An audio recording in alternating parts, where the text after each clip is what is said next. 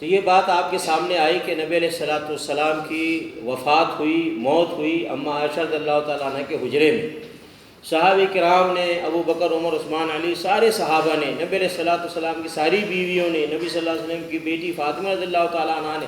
سب نے یقین کر لیا کہ نبی علیہ الصلوۃ والسلام کی وفات ہو گئی اور موت ہو گئی ہے۔ اس طریقے سے نبی علیہ الصلوۃ والسلام کو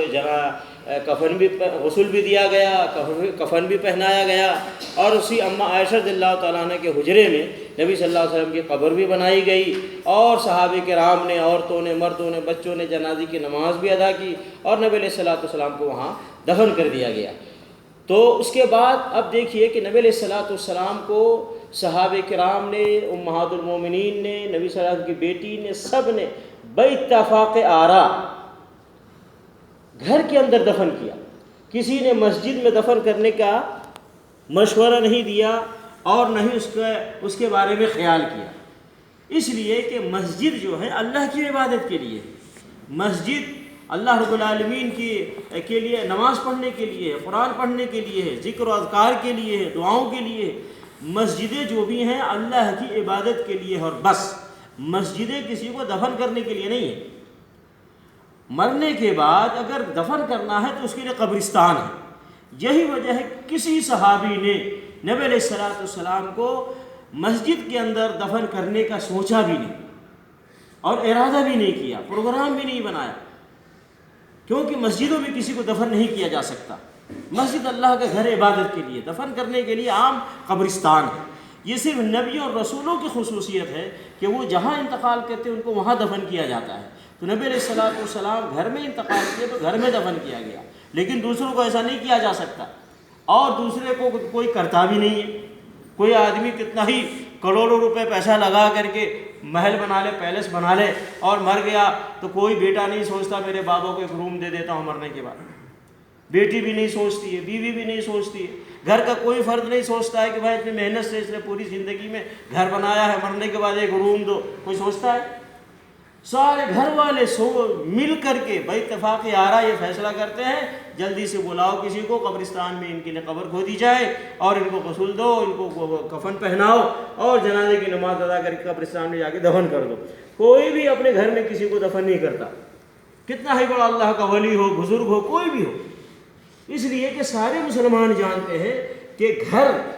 مردے کو رہنے کے لیے نہیں، یہ گھر زندوں کے رہنے کے لیے۔ ایسے ہی مسجدیں اللہ کا گھر ہیں، مسجدیں زندے اس میں آ کر عبادت کریں گے اللہ رب العالمین کی، تو مسجدوں میں کسی کو دفن نہیں کیا جا سکتا۔ اسی لیے نبی علیہ الصلوۃ والسلام کو مسجد میں دفن نہیں کیا گیا، اور نہ کسی صحابہ کو مسجد میں دفن کیا گیا۔ اگر کوئی کسی ولی کو، کسی بزرگ کو، کسی پیر کو مسجد میں دفن کرتا ہے، یہ اسلام کی خلاف ورزی کرتا ہے۔ یا اسی طریقے سے کسی بزرگ کو دفن کر کے اور وہاں پہ کوئی مسجد بناتا ہے تو یہ بھی اسلام کی خلاف ورزی ہے۔ نہ کسی اللہ کے ولی کو مسجد میں دفن کیا جائے گا، اور نہ ہی کسی قبر کے پاس کوئی مسجد بنائی جائے گی،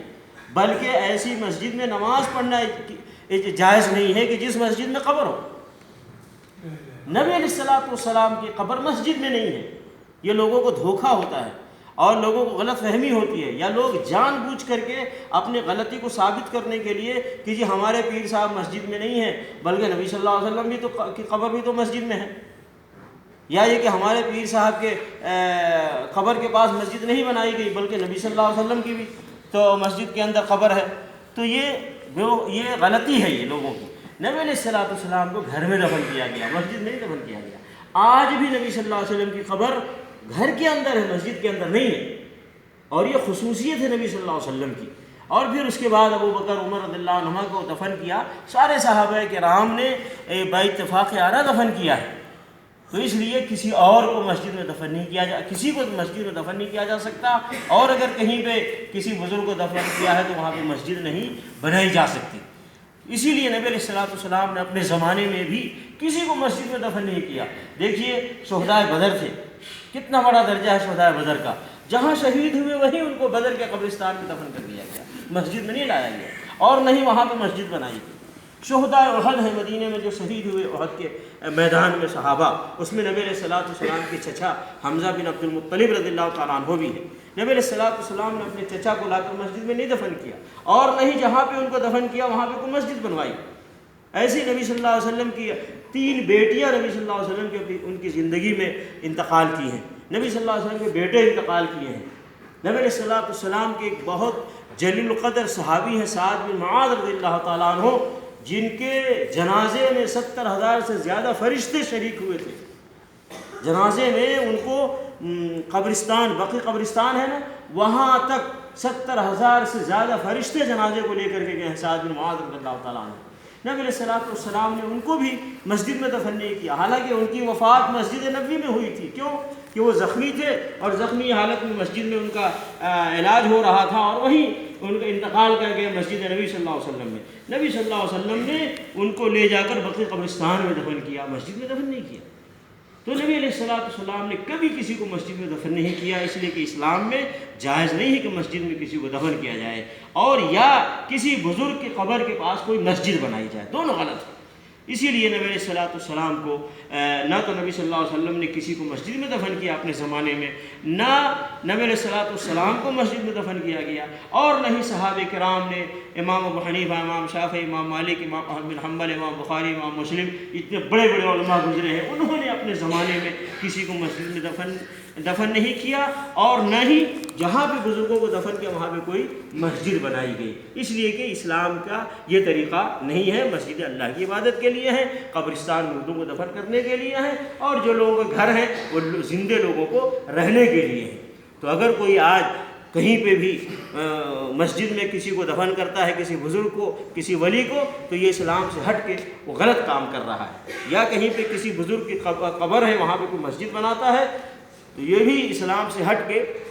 یہ غلط عمل کر رہا ہے، ایسا نہیں کرنا چاہیے۔